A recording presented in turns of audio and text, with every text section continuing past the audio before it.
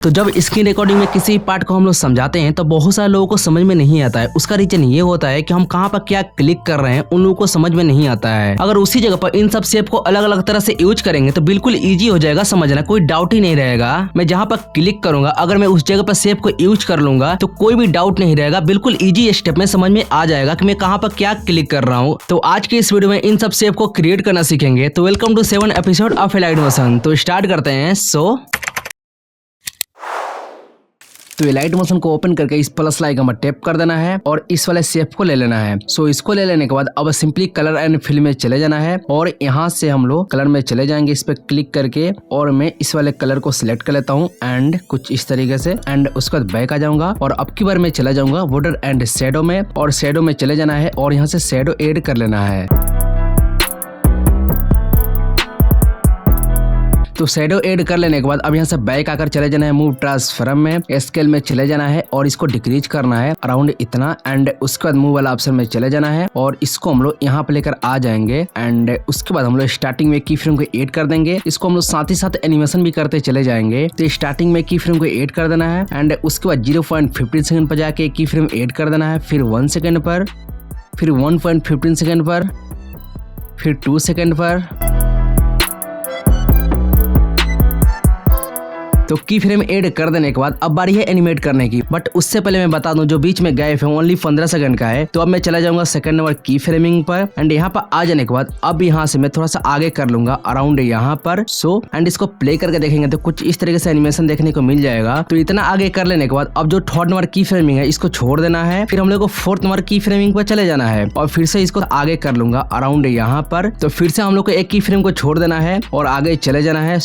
और इसको हम लोग को थोड़ा सा आगे कर लेना है कुछ इस तरीके से। तो अब इसको प्ले करके देखेंगे तो कुछ इस तरीके से एनिमेशन देखने को मिल जाएगा। तो अब यहाँ से बैक आ जाना है। जो हम लोग का पहला शेप हो कंप्लीट हो चुका है। तो अब इस शेप को यूज कर सकते हैं अपने स्क्रीन रिकॉर्डिंग वीडियो में एंड अपने ऑडियंस को, अपने भाई लोगों को अच्छे से समझा सकते हैं इसको यूज करके। तो ये तो पहला शेप हो गया। अब हम लोग दूसरा बनाने वाले हैं। तो सिंपली इस प्लस लाइकन पर टैप कर देना है और इस पर हम लोग को सर्कल को ऐड कर लेना है एंड उसके बाद मूव ट्रांसफॉर्म में चले जाना है, स्केल में जाकर इसको इंक्रीज कर लेना है अराउंड। हम लोग इसके साइज को इतना रख लेंगे, फिर पोजीशन में चले जाएंगे और इसको हम लोग यहाँ पे लेकर आ जाएंगे बीचों बीच में, एंड उसके बाद बैक आ जाना है और अब की बार चले जाना है कलर फिल में और यहाँ से कलर को बंद कर देना है नोन पर क्लिक करके। और अब हम लोगों को चले जाना है बॉर्डर एंड शेडो में और स्ट्रोक इनेबल कर देंगे, कलर पर क्लिक कर देंगे।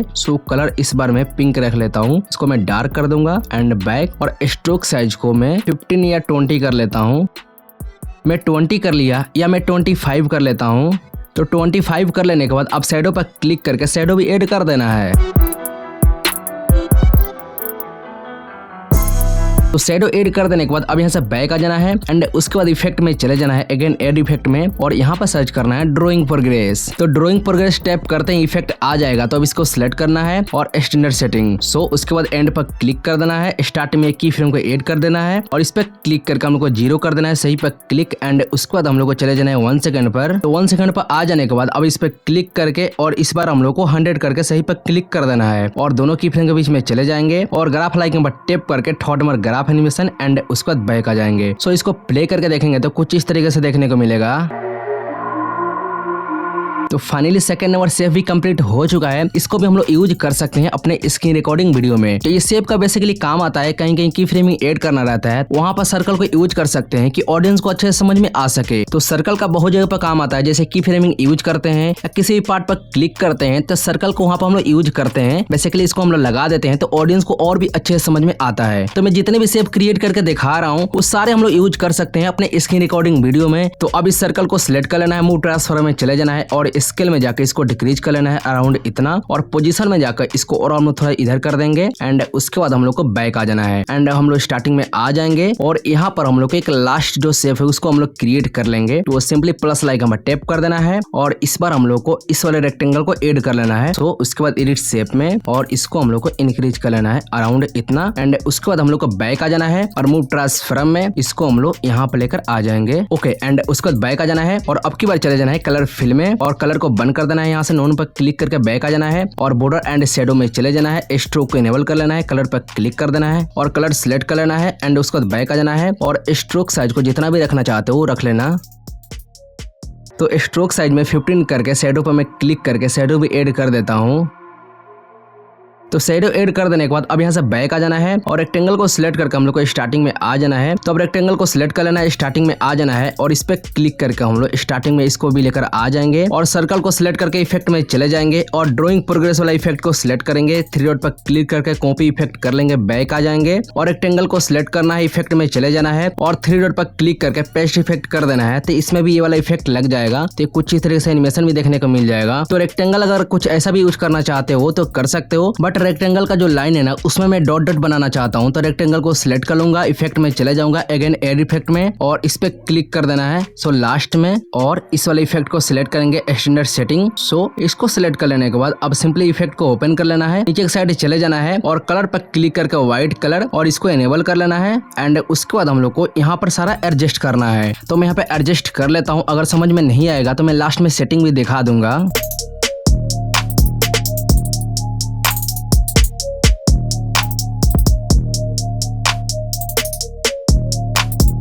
तो कुछ इस तरीके से सेटिंग कर लेने के बाद अब स्टार्टिंग में आ जाना है एंड नीचे की साइड चले जाना है और फेस पर क्लिक करना है और स्टार्टिंग में की फ्रेम को ऐड कर देना है एंड उसके बाद हम लोग को चले जाना है 3 सेकंड पर। 3 सेकंड पर आ जाने के बाद अब यहाँ पर भी की फ्रेम को ऐड कर देना है और इसको इंक्रीज कर लेना है।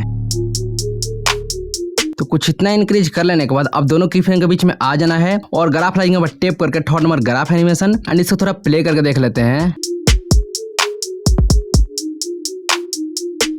तो इसी तरीके से और भी सारे हम लोग सेफ क्रिएट कर सकते हैं। ये तो कुछ एग्जांपल था एंड में बता दिया कि कुछ ऐसा हम लोग क्रिएट कर सकते हैं और इन सबको यूज कर सकते हैं अपने स्क्रीन रिकॉर्डिंग वीडियो में। तो इन सबको यूज करने के बाद किसी भी पार्ट को समझाना और ज्यादा इजी हो जाता है। बट मैं बता दूं इन तीनों सेव को एक बार क्रिएट करके और एक ही में सेव नहीं करना है, अलग अलग जिसे क्रिएट करके और सेव कर लेना है एंड उसके बाद यूज करना है। तो एक में रहेगा तो यहाँ पर प्रॉब्लम हो सकता है। तो मैं इन तीनों पार्ट को अलग अलग सेव करके टेलीग्राम पर अपलोड कर दूंगा, वहां से डाउनलोड करके यूज कर लेना। तो मिलता हूँ नेक्स्ट वीडियो में, तो अभी के लिए जय हिंद जय भारत।